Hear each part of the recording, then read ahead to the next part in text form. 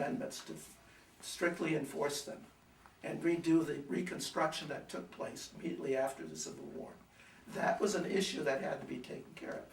And one of the real problems that the troops assembling and heading towards Cuba and Puerto Rico had was the fear that they would run into opposition by former Confederate troops within the United States.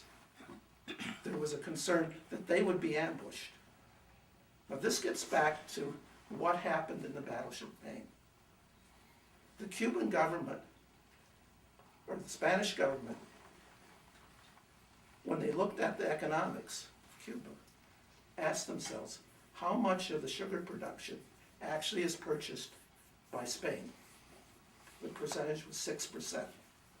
90% of the sugar production was by the United States.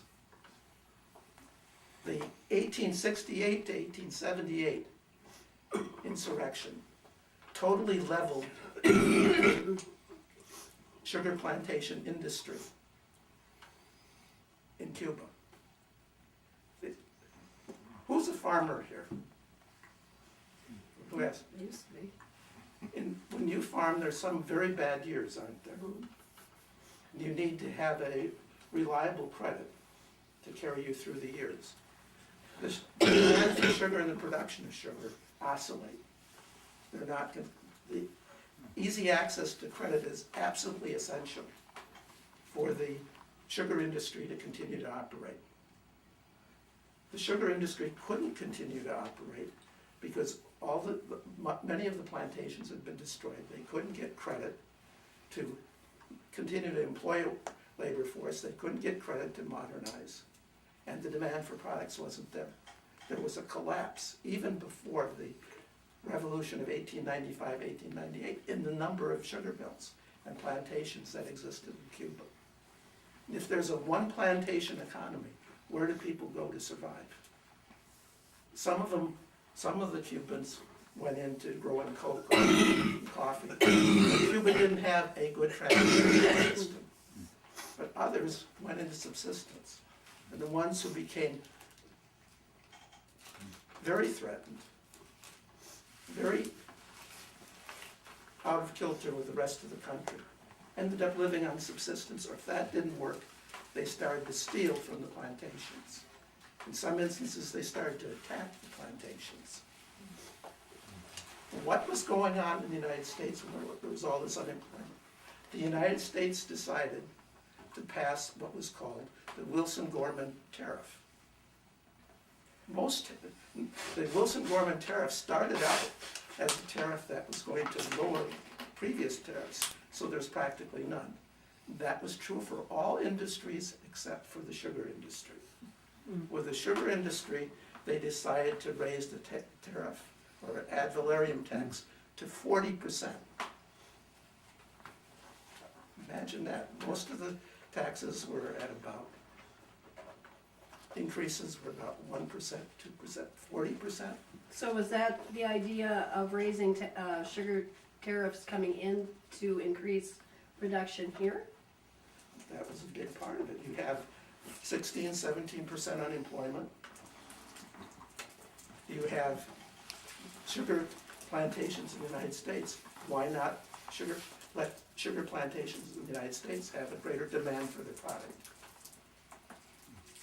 But in the meantime, Cuba's falling apart. It's a total mess. The negotiation between the United States and Spain prior to the blowing up of the Maine in 1898 took the form of who's going to be allowed to invest in Cuba? How much land can they own and operate? What portion of the economy can they control, and who regulates them?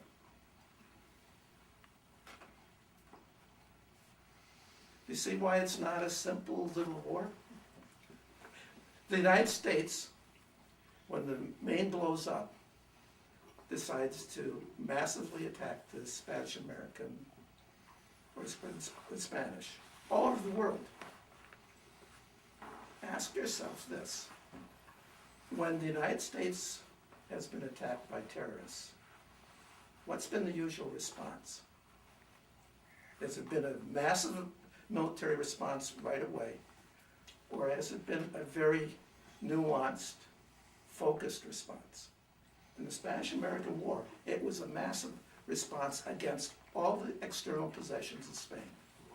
And this gets you back to what was General Mahan's thesis. The core of General Mahan's thesis was overseas colonies can help a country secure its security and its economic well-being. And the U.S. Navy, or the Navy, is a vital instrument to accomplish that. Look at everything that happened in the Spanish-American War, everything around it. Ask yourself again, was this a splendid little war? There's the question, whose idea was it?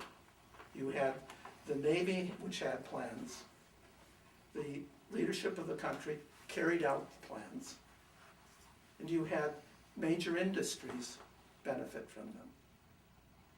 Now, in terms of major industries, who's ever heard of a robber baron? I think I have one. If you watch History Channel, they talk about it And all the the robber time. barons, examples of the robber barons were the Rockefellers, Vanderbilts, Harrimans. They engaged in monopolistic behavior. Right. Under President Theodore Roosevelt, there would be all sorts of investigations, or there was actually a writ that was given to shut down the American National Sugar Company, which was a sugar refining company that had occupied 98% of the sugar refining industry. It was later found that because of the way the company had gotten integrated, it couldn't be shown exactly that they had that much control over just the refining industry. Like a monopoly. It's a monopoly. All right. Mm-hmm. And the monopolies were able to use, perhaps, the government of the United States as an instrument of enhancing their position. That's one of the questions you have to ask about the Spanish-American War. And they were the cause of Sherman Antitrust Act and later the Clayton Antitrust Act. So I'll leave you with that as a general view as what's going on.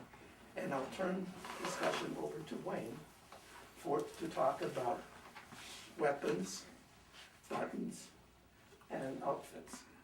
Wayne. Talking about Tomah, Company K. There were other Ks. There were other companies too. In Milwaukee, Company L, Company B, Company C, all that. But we're concentrating on Tomah, and you want to hear about Tomah. So how many soldiers were sent from Tomah? That doesn't include Sparta, but just from Tomah. Does anybody have an idea how many? 105 soldiers. And they were members of the National Guard. Who started the National Guard was Thomas McCall, a Civil War veteran, in 1883. So we had a good company, Company K of the 3rd Wisconsin Infantry. Okay, so when the call was sent out for soldiers to volunteer to go, certain soldiers for Tomah in the unit was sent to Puerto Rico. Now, in that 3rd Regiment, there were only 2 that died from Tomah out of the 105. They didn't get killed in battle, they got diseased. That was same as the Civil War. Disease was a killer for a soldier going down south, and this was further. So you had malaria, typhoid, dysentery. Were the soldiers equipped really good? No, they were not equipped. Their weapons were anything they could get a hold of. There was no universal manufacturing of a certain weapon at that particular time. So if a farmer had a shotgun and he was part of the National Guard and they didn't have a lot of rifles and things, he took a shotgun or a Winchester, or he took a Springfield model 1884, or he took a Springfield 1878. So in the back table there's two of those Springfield's rifles, and they're dated too. Then they had to have, of course, a bugle, and they had to have a bayonet, and there's a bayonet there that belonged to William McCall. William McCall was made a sergeant major. So interesting to know, and he also became one of our mayors of Tomah too. His father was mayor, and so was he a mayor. And so he was in the Spanish-American War, so we have his personal bayonet that was given by his family to the museum, which is really a treasure. So we have William McCall here. Then we had George Cram, who was actually one of the founders of the National Guard, but he was instrumental in getting it organized as much as he could, but he was not sent to Puerto Rico to fight. Okay? So, but here's a picture of George Graham in front of his house, which is gone, by the way, but he's on a horse here. And then you had the uniform. Here's the uniform of the Spanish-American soldiers. So, you know, it was USV, U.S. Volunteers. That was the symbol on their uniform. And that, if you want to see the actual uniform that was used during the Spanish-American War in Sparta, at the museum there, they have the actual uniform and flag that was used. Can anybody tell me how many stars were on the American flag during the Spanish-American War? How many stars? 45. Okay, 45. And there were 48 during World War I. But 45 during. That's the Hawaii. Well, the states that hadn't been, there were 3 of them: Arizona, New Mexico, and Oklahoma. And then that would have made 48. Now, if anybody here has got a Spanish-American War veteran and they don't know, there is on this poster board here, and also in a book back there, of all the names of the soldiers that went to Puerto Rico. Is that just from Tomah then? That is primarily from Tomah, yes. Now, these would have all been volunteers. I mean, no one was drafted. Nobody was drafted, no, they were all volunteers. The 2 that died of disease was Oscar Zimmerman and Paul Curtis. And they, at the memorial, our Veterans Memorial, those 2 names. They died of disease. They're on the memorial because they died during the war. There was none that was killed from Tomah by getting wounded with a bullet or something like that. Okay? So this picture we just recently got for our museum. So we think we've got these 3 that are identified as George Cram, and this particular man here was Winford W. Warren. Warren, he was a banker, so he started one of the banks in Tomah. Okay, he was born in 1866 and died in 1951, and I believe it was in Santa Monica, California, and his body was brought back here to Tomah, and here is his tombstone right here. Jim and I were out to the cemetery a few days ago, taking some pictures of some of our Spanish-American War. Now, any relation to like the Warren's Mills group of? I believe there's a, yes, if there's a Warren family around, Okay, it is so it could have is- been a relation to yes, that yes. family line. or very family much tree. so. So after the presentation, then we have a bigger one that's on the book over there. This is all the Spanish-American War soldiers from Tomah. We know who they were, not individually, because we got the list, but they're right down on Superior Avenue here next to the cash store. Great photo. And then here's one from Sparta. The uniforms were a little different than the Civil War. They usually wore blue trousers and brown shirts and things like that. So it was just a little different, but similar to what they wore in the Civil War. So it was very disorganized. Let me tell you this too. And we won the war, of course, and we got the territories and things like that. But we were in a big hurry, so we took what we could to get down there, and it was fought. Now, Tomah guys, Puerto Rico, 2 battles in Puerto Rico, and then of course the most famous battle, San Juan Hill, Teddy Roosevelt. Teddy Roosevelt was a force to reckon.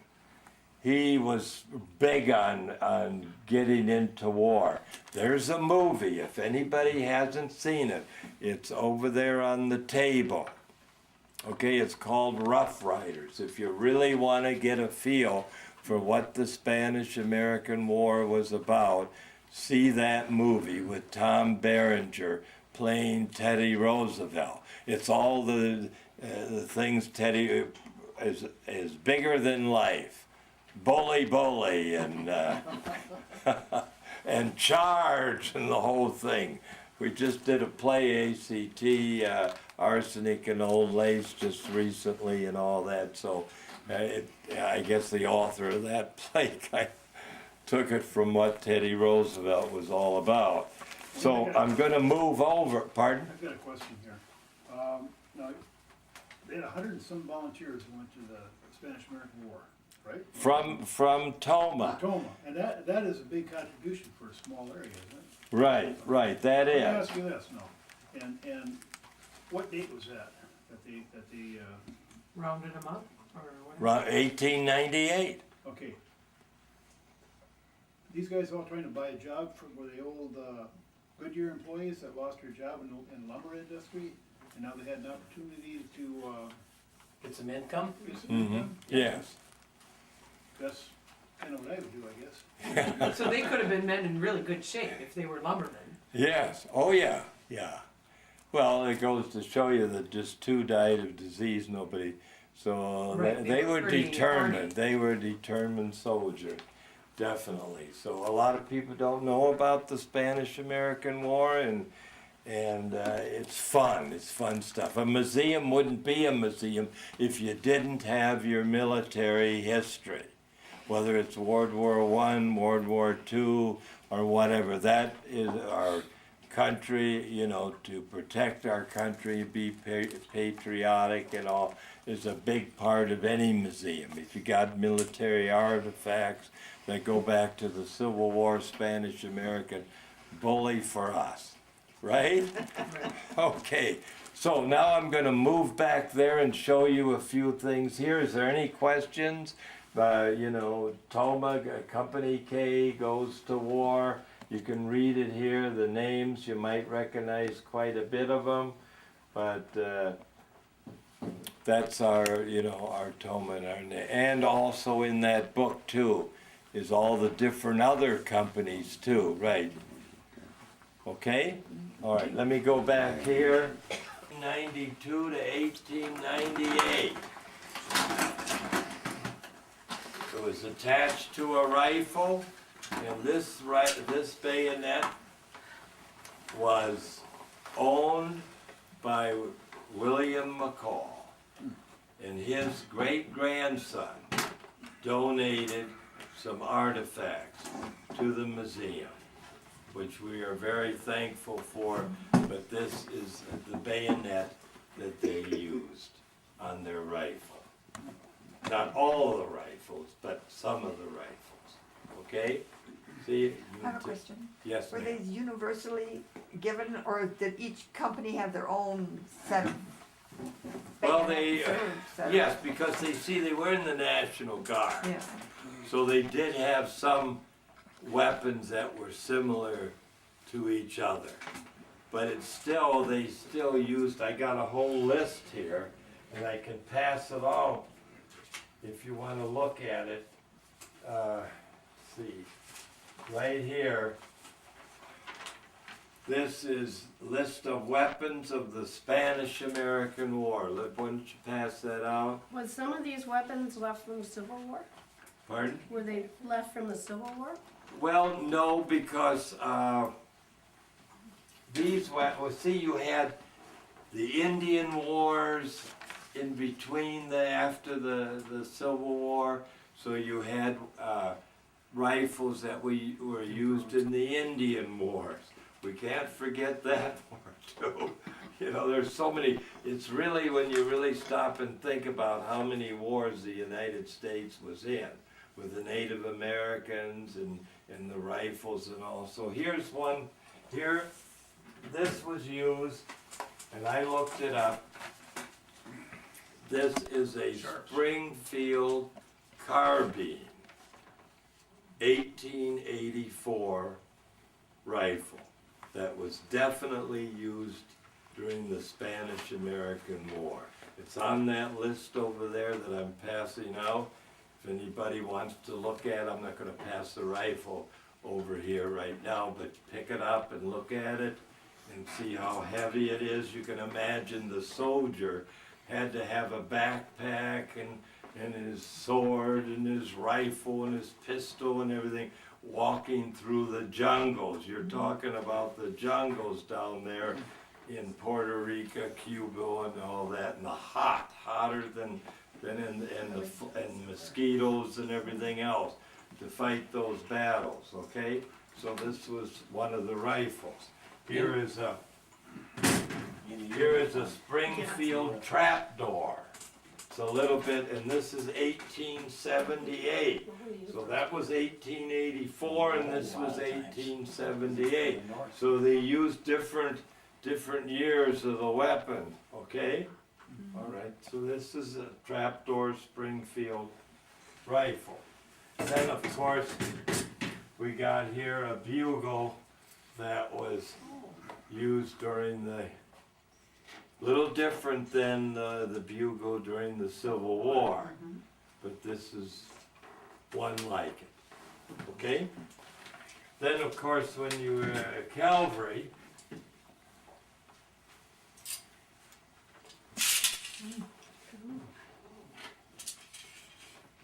So they had to transport horses down there too. right, but not every soldier had a horse. Mostly the officers did, but this is a cavalry sword.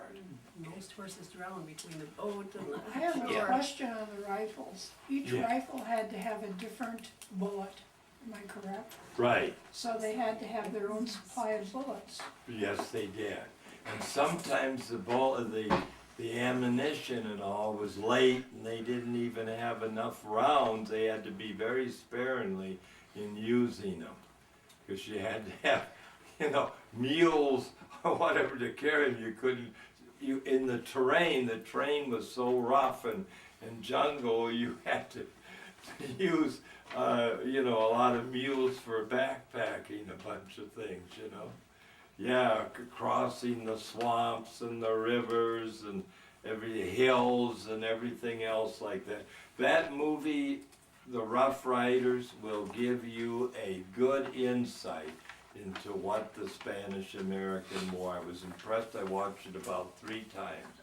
So if anybody wants to borrow it, just, you know, give me your name and all that, and we'll keep it at the museum for a while, and then people can go ahead and say, hey, I'd like to see that, okay?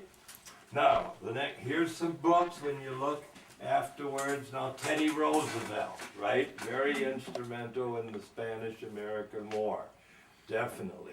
There's several books written about him and on his presidency, of course, but on a lot of them are written on just his involvement with the, and he was in Cuba, okay?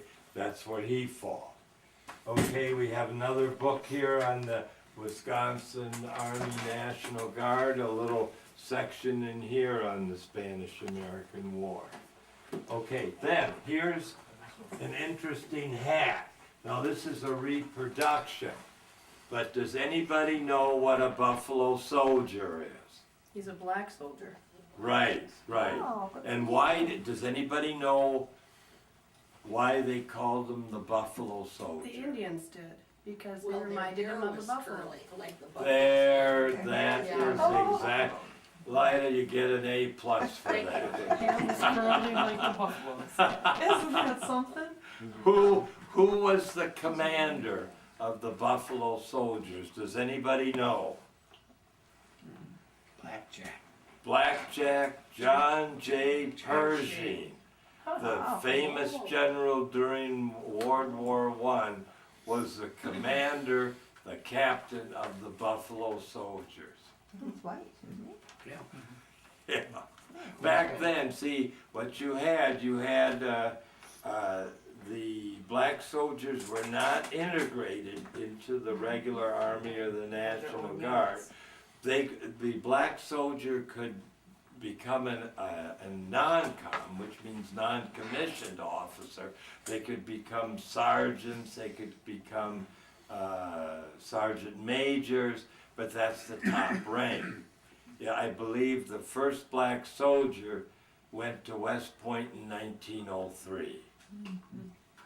So, and then of course it didn't get into the black, so my dad was in units and they still had segregated units back in World War II too.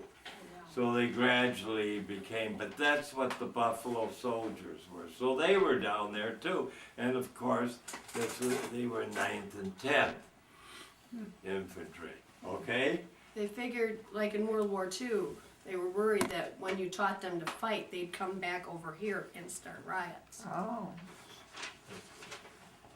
All right, here's the other thing now. Here's something that I picked up, maybe 10 years. I always kind of go antiquing once in a while to see if I can find something on the, on the military or something that's neat, reflecting Tomah or whatever. And I went into this antique shop and I said, look at this. These are all buttons. I wonder if they're buttons from the Civil War. And I looked at it more closely and it says USV, U.S. Volunteers. That's what the Spanish-American soldiers were called. And looking closely, this is a hodgepodge of buttons that not only were from the United States buttons, and the soldiers from the United States, but also from the Spanish. So you got them, and I'll pass it around, you got Spanish buttons, so you actually got a collection of what they wore on their uniform, to button up their uniform, the Spanish soldiers that we were fighting. So, which is really kind of neat. So here I got U.S. buttons and I got Spanish buttons. And I'll pass that out and you can take a look at it while I'm going on further. Now I'm going to have to go around here, okay? Roosevelt and McKinley. You can take a look at those. Here's the movie, Rough Riders. Anybody want to borrow it, just let me know. Another book on the Rough Riders. And then a picture over here